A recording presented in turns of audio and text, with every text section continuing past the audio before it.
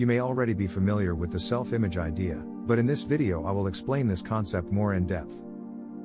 This is the principle that each of us is controlled by his mental picture of himself. If you thought much about it, I'm sure you agree that a good self-image is vital to our happiness and to the achievement of our goals in life. The self-image is one of the most important psychological discoveries of the last century and still is to this day.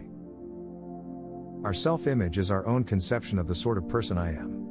Each of us builds a self-image out of his beliefs about himself. It's unconsciously formed from past experiences, our successes and failures, our humiliations and trauma. It determines the way we interpret other people's reactions to us. In short, this mental picture we have of ourselves turns out to be a kind of life-governing device. That's the most significant part of the whole self-image principle. Our mental picture determines our interpretation of everything that goes on around us. Our reactions to other people, our feelings, thoughts, actions, and even our abilities. We are the person we believe ourselves to be. And we're consistently that person in everything. It's exciting, too, when we realize that our self-image can be changed. If, for one reason or another, we've developed an image that's too limited to permit our achieving maximum results in life, that image can be changed, enlarged, and improved. There's one point to keep in mind here though. We can't outgrow the limits we impose on ourselves. Our thoughts, habits, even our abilities must be those of the person we believe ourselves to be. We can set new limits in place of old ones, but we can't surpass the limits of our current self-image. There's a story about a Wisconsin farmer who was walking through his fields one day when he stumbled over a little glass jug in his pumpkin patch. Out of curiosity, he poked a young pumpkin through the neck of the jug, being careful not to break the vine. Then he placed his little experiment back on the ground and walked away. When harvest time came, the farmer was working his way down a row of big ripe pumpkins when he again came upon the glass jug. But this time it looked different. Picking it up, he discovered that the young pumpkin he'd poked inside now completely filled its glass prison. Having no more room, it had stopped growing. The farmer broke the jug and held in his hand a runt pumpkin less than half the size of all the other pumpkins and exactly the shape of the jug. Well, people aren't pumpkins, but our self-image is something like that jug. It determines the size and kind of person we become. The similarity ends with the fact that we can remove our self-imposed limitations by enlarging our self-image. We form a mental picture of ourselves through experience, and we can change that picture the same way through experience.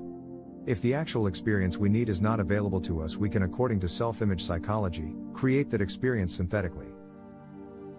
Now, scientists agree that the human nervous system is incapable of distinguishing between actual experience and the same experience imagined vividly and in complete detail. Worry is a good example of this synthetic experience. When a person worries about something, he projects himself mentally, emotionally, even physically into a situation that hasn't even occurred. The man who worries intensely about failure finds himself experiencing the same reactions that accompany actual failure. Feelings of anxiety, inadequacy and humiliation, and eventually headaches and upset stomach. As far as his mind and body are concerned, he has failed.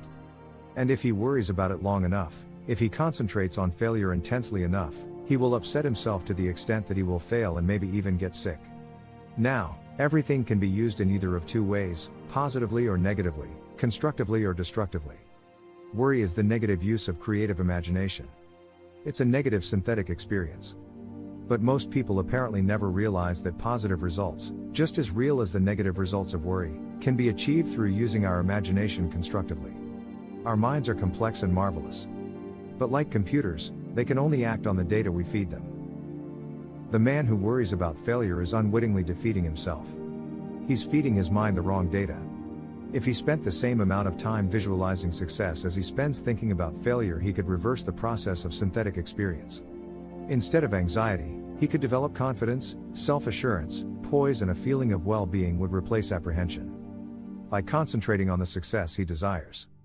By synthetically experiencing that success, he can expand his self-image into that of a person for whom success is normal expected. Why not practice holding the self-image of the person you most want to become? This is the person you can become. If you feel you'd like to enlarge your self-image, then I'd like to invite you to join me in some image building during the next few weeks. Listen to this message at least once a day. This way you firmly implant in your mind the concept of the positive self-image. Use your spare moments to concentrate on your goals and the greater success you seek. Analyze your past successes and formulate ways your success can be increased in the future while on the way to work, between appointments, or just at home. These are all excellent times for directing your attention to positive, constructive thoughts. Put more into the positive use of your imagination than you ever put into its negative use.